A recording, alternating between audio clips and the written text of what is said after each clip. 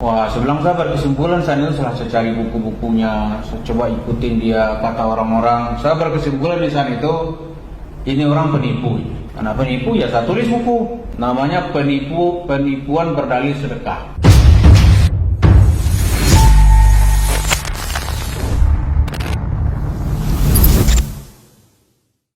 Assalamualaikum warahmatullahi wabarakatuh. Alhamdulillahirabbil alamin wassalatu wassalamu ala asyrafil anbiya'i wal mursalin wa ala alihi wa ashabihi ajmain, amma ba'd. Bapak, Ibu-ibu, syukur alhamdulillah kita bertemu di ruangan ini. Insyaallah pertemuan kita ini akan membawa barakah dan rahmat dari Allah Subhanahu wa taala. Amin. Ini langsung saja bercerita tentang Yusuf Mansur. Seperti disebut tadi oleh Pak Heri, banyak orang mengatakan ini masalah ghibah.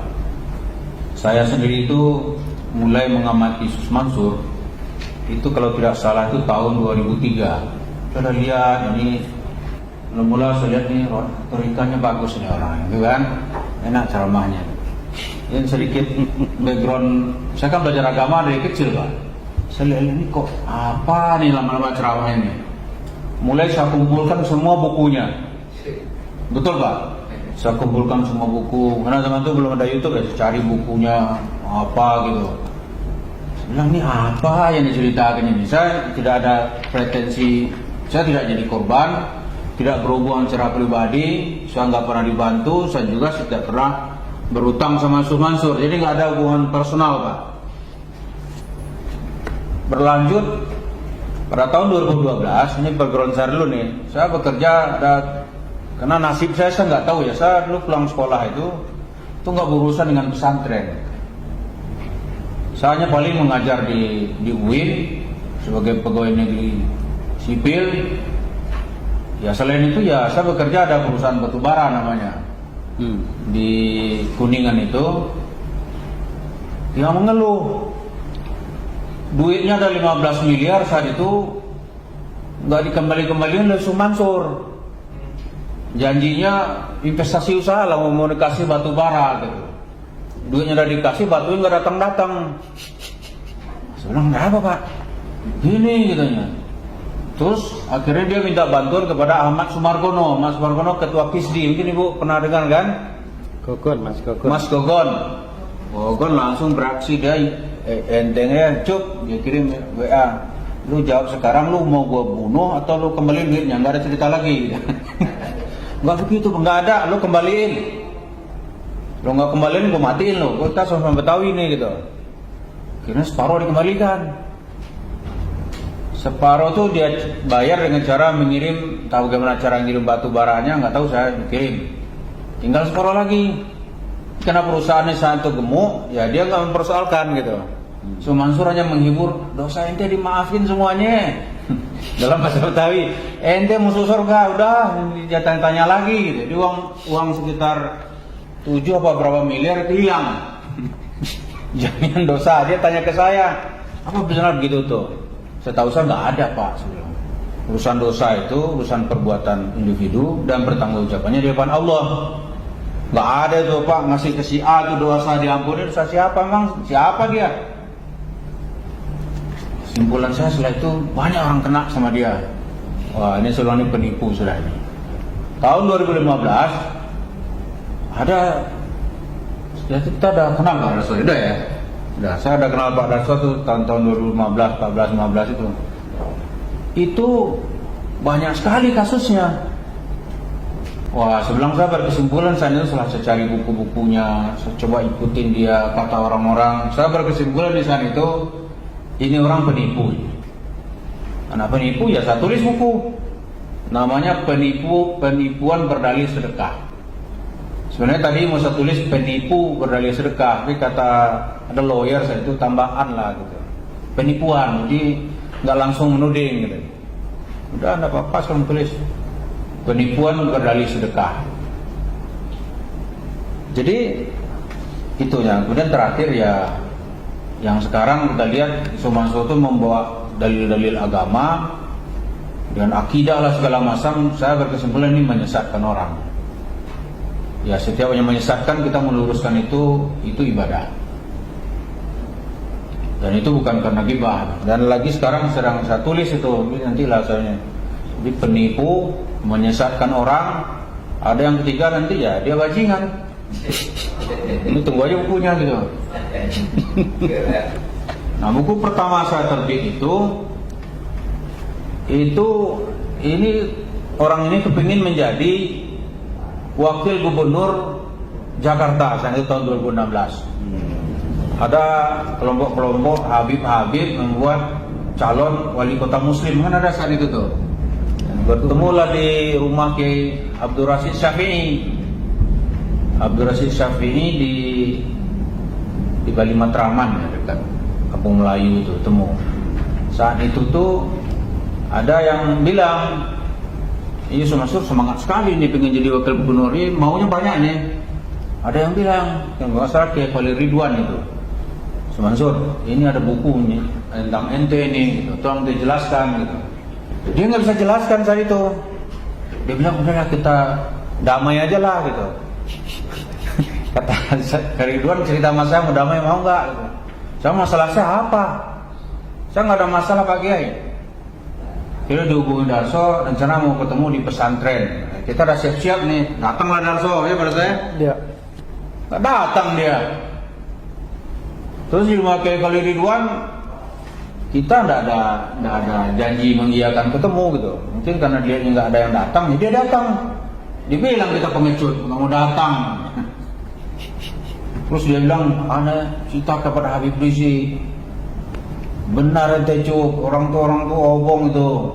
Ada bukunya sekarang, bukunya Mansur obong. Terus bilang tuh bohong semua itu. Kenapa bohong itu? Habib Rizik itu pergi ke Saudi setelah pemilihan gubernur DKI. Dia ke Saudi karena dia kontra dengan pemerintah. Yusuf Mansur itu pendukung pemerintah. 3 tahun Habib Rizik di Arab Saudi. Jadi kapan ketemunya? Dan yang terakhir buku Pak Eri Mawan tentang Yusuf Mansur obong itu terbit tahun 2020. Jadi bagaimana dia mengkonter buku terbit tahun 2020, dia konter tahun 2016. Kan tidak mungkin.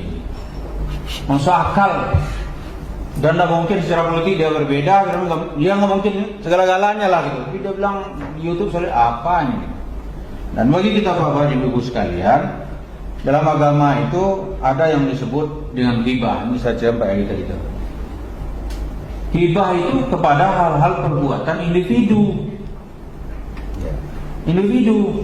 Tapi kalau hal-hal yang bersifat umum, apalagi merugikan banyak orang, dalam Al-Quran itu banyak ayat. Misalnya nih, Tabbat yada Abi Lahab. Ya kan? Abi Lahab itu kan paman Nabi, masih hidup orangnya kan? Disebut oleh Al-Quran. Sampai sekarang ada ayatnya. Iya kan? Apa yang dikritik di situ? Kelakuan Abu Lahab. Kemudian dalam Al-Quran Fir'aun disebut nggak? Innahu tagha. Dia itu zalim. Disebut, dan itu bukan ghibah. Kalau itu ghibah ya Al-Quran kita salah dong. Di ghibah yang dilarang oleh agama itu yang bersifat individu, pribadi. Misalnya dia punya kelemahan pribadi gitu. Kemudian yang ketiga, kalau bapak-bapak pernah kita lihat ya dalam ilmu mustalah hadis itu, dalam ilmu belajar hadis ada nama al-jarh wa ta'dil. Jadi rawi-rawi hadis itu diteliti satu-satu gitu. Oleh Imam Bukhari misalnya nih. Ini misalnya sebulan Ahmad, kapan dia lahir? Gitu. Katanya dia meriwayatkan hadis. Ditanya, ente lahir di mana? Siapa gurumu? Tahun sekian dia ada di mana? Gitu kan? Kalau nggak ketemu, nggak mungkin kamu punya hadis. Gitu. Karena ada ajaran Nabi itu, man kadzdzaba alayya muta'ammidan falyatabawwa maq'adahu minan nar. Siapa yang berani menyebut-nyebut nama aku dengan berdusta atas nama aku, kata Rasulullah, dia harus siap-siap masuk neraka. Masuk neraka. Ini masuk bukan hanya nama Nabi dibawa sama dia. Ketemu Nabi lah gitu. Masa itu dibiarkan? Ini saya lihat nih, saya nonton di TV One itu. Dia ketemu Nabi Muhammad gitu. Nabi Muhammad masuk ke dalam kamarnya. Sudah tuh Nabi Muhammad bicara sama dia dalam bahasa Betawi. Cuk, kok nggak 2 rakaat dulu gitu. Ini otaknya kalau kita agak waras gitu ya. Itu ditonton oleh jutaan orang. Kalau itu dibenarkan, rusaklah agama ini. Jadi saya motivasi saya menjelaskan itu, Bu.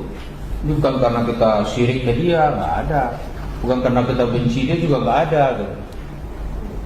Jadi ada nilai-nilai agama yang juga kita perlu membelanya. Iya kan? Kita perlu membelanya. Ada sejauh yang kita pahami, kita perlu membelanya. Pembelaan itu ya tergantung. Bisa kita bela dengan lisan kita, kata Rasulullah kan? Bisa dengan dengan tangan kita. Dengan tangan yang paling rendah kata Rasulullah itu dengan hati. Bahwa at'aful iman. Itu hati kita pun juga nggak ada tersinggung, nggak ada agama kita lagi sudah habis. Di Islam tuh dibela oleh setiap pemeluknya. Yang minimal dia bela dengan hatinya. Itu paling minimal.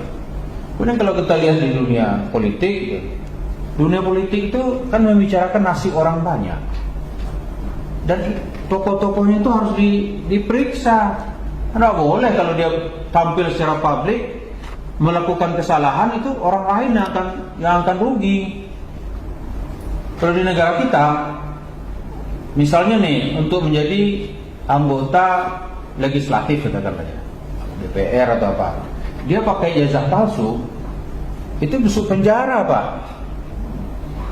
Misalnya dia tidak sarjana ekonomi, dia tulis nanti SE, masuk penjara. Kan ada teman-teman politisi yang di penjara itu, gara-gara dia tulis namanya doktor, padahal nggak doktor. Pelawak ditulis doktor, penjara. Nah itu kenapa gitu? Karena berhubungan dengan publik, orang banyak. Tapi kalau untuk dirinya sendiri di rumah ya nggak apa-apa. Jadi kantornya tulis doktor, itu nggak masalah Pak. Tapi kalau berhubungan dengan orang banyak terus terbuka. Kemudian ya dilihat dalam literatur hadis. Di negara-negara modern seperti di Amerika gitu, orang kalau mau maju ke kehidupan publik, hidupnya harus terbuka. Nggak boleh apa. Misalnya dulu tuh Donald Trump, siapa ini orang nih? Kan itu kan? Itu direkod semuanya. Oh dia ternyata pemain perempuan gitu. Itu diungkap orang semuanya. Kata Donald Trump, sekarang itu sebelum saya mencalonkan diri jadi presiden, sengaja dia. Setelah ini nggak lagi, gitu. Contoh kan, itu diungkap semuanya. George Bush dulu, dia pernah menyetir dalam keadaan mabuk.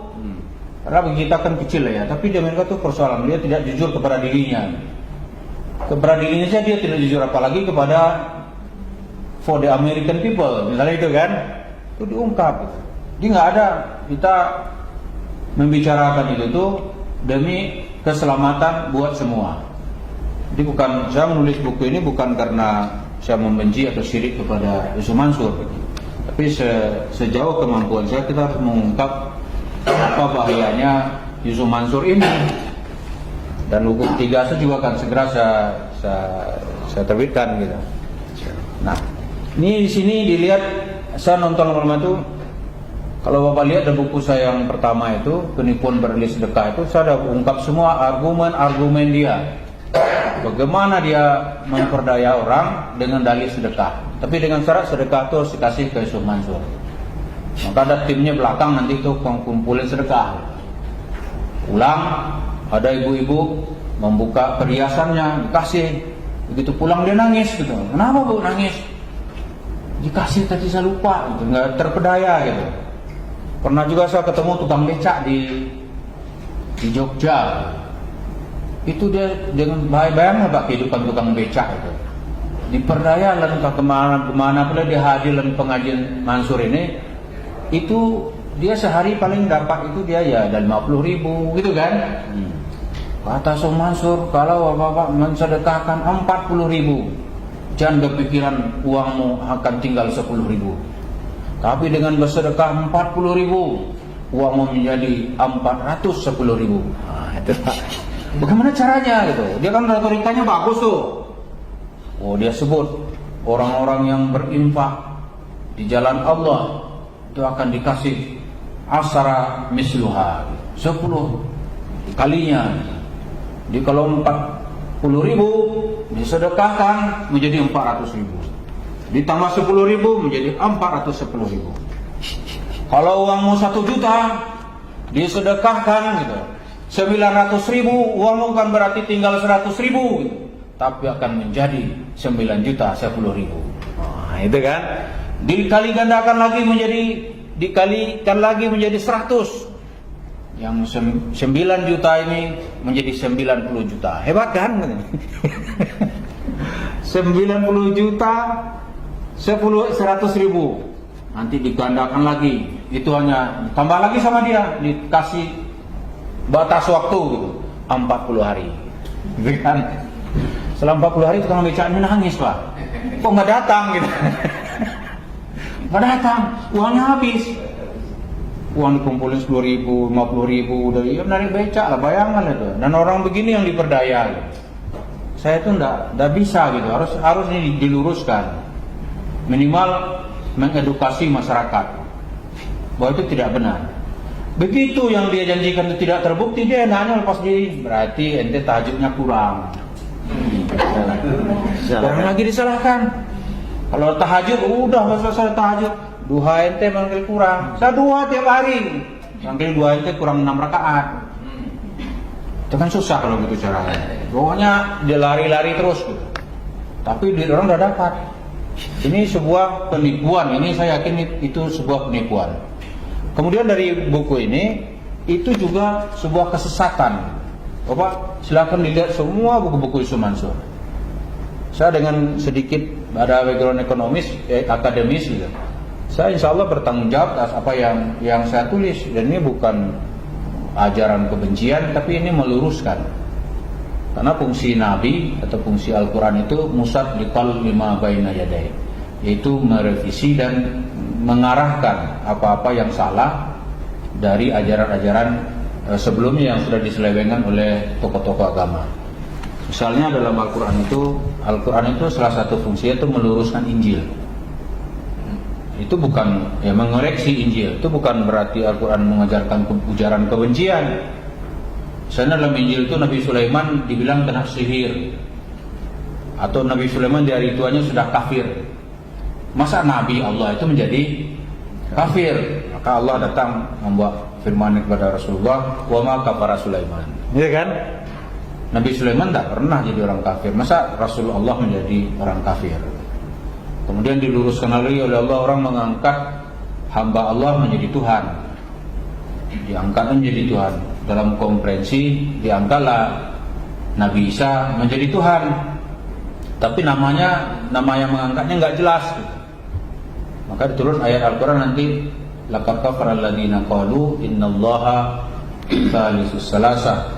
Juga laqad kafara alladziina qalu innallaha huwal masih ibnu Maryam. Sungguh kafir kata Allah orang yang mengatakan Tuhan itu 3. Juga kafir kata Allah orang mengatakan Isa ibnu Maryam itu Allah, ya kan?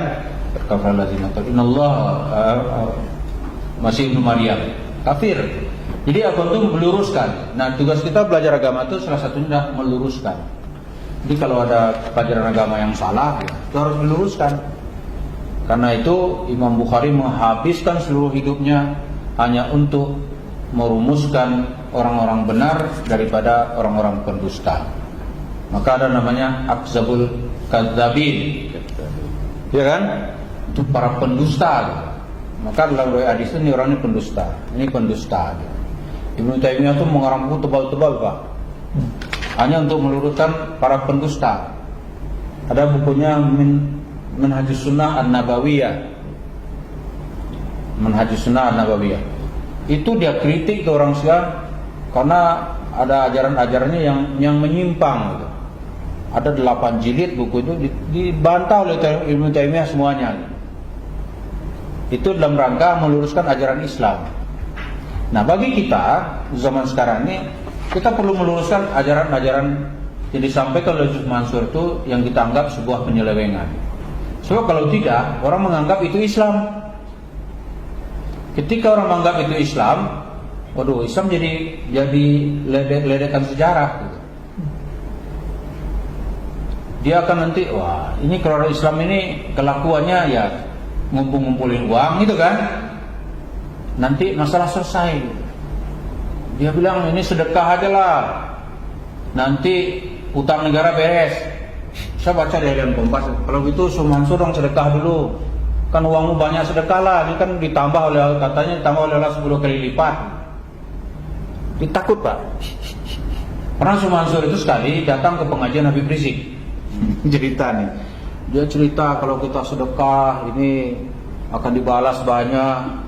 Kalau Habib Rizik kan enggak terpercaya begitu-gitu aja. Nah, ini kata Habib begini, ini tadi udah kita dengarkan kan ceramahnya Mansur yang begitu mempesona. Karena dia hadir di depan kita yang duitnya banyak, sekarang kita minta sedekah Mansur kepada kita malam ini supaya rezeki bertambah banyak. Amin, amin, amin, amin, gitu kan? Amin. Dah terangkan, coba apa sedekah ente?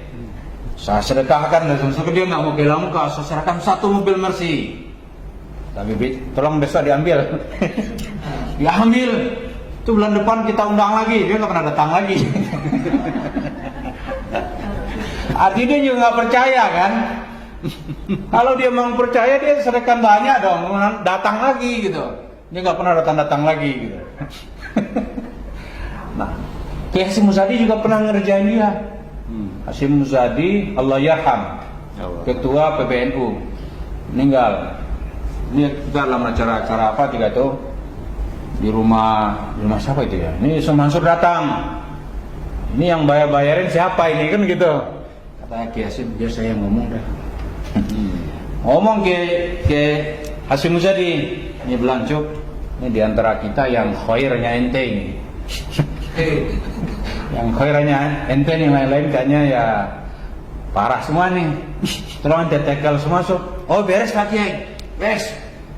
Besoknya setelah dia bayar, bulan depan kan undang lagi dong, kata Kiai Hasyim. Saya nggak akan datang lagi gitu. Diundang nggak pernah datang lagi. Nggak pernah datang lagi. Jadi dia begitu untuk apalah. Dia sendiri juga nggak percaya gitu sebenarnya. Kalau percaya yang tolong dong, mobilnya kan banyak, sedekahkan lah gitu. Sedekahkan ke pengajian mungkin diterima gitu kan. Iya kan?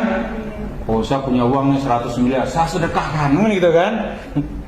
Tuh orang Palestina tuh menderita tuh, sedekahkan lah gitu. Jangan datang ke dia nyuruh orang bersedekah, dia sendiri tidak sedekah gitu. Jadi itu yang saya lihat ya. Ini Bapak bisa lihat yang fatal dalam buku ini, yang bertemu Rasulullah apa gitu. Itu kalau di Malaysia itu sudah nggak boleh orang tuh.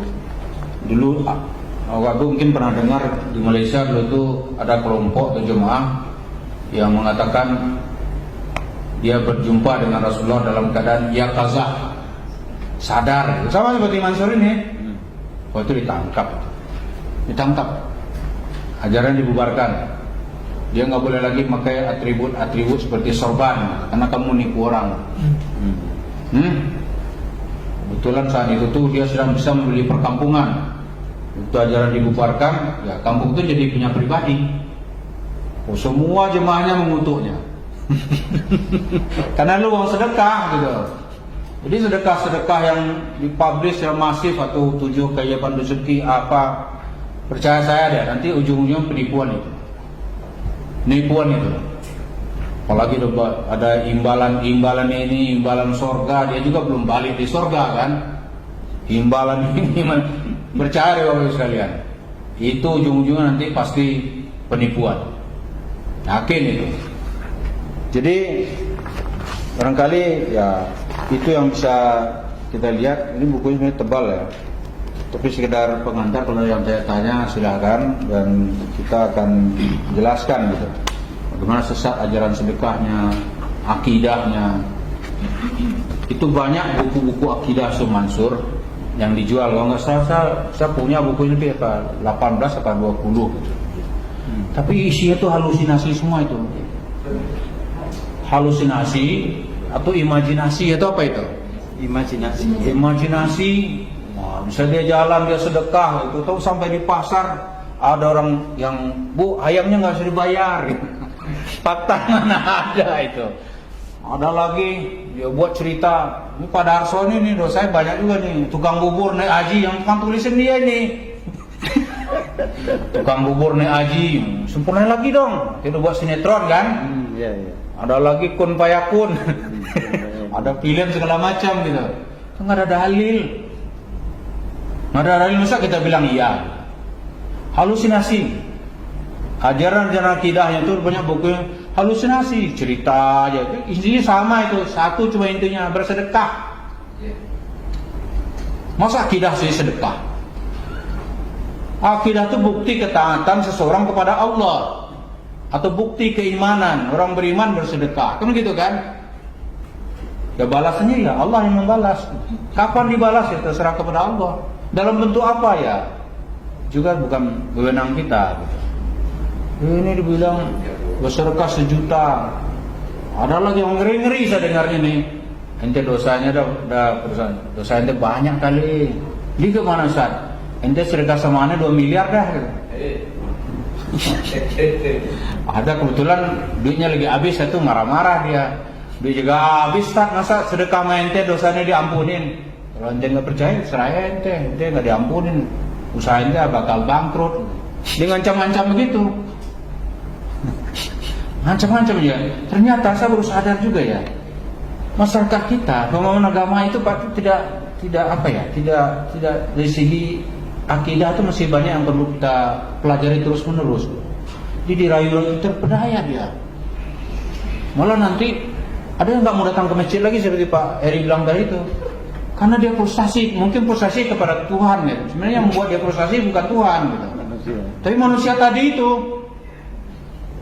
Jadi mudah-mudahan forum ini saya kira kita lihat, dan harus ada edukasi kita gitu. Belajar agama kita itu terus berdasarkan yang pertama ya akidah kita benarkan.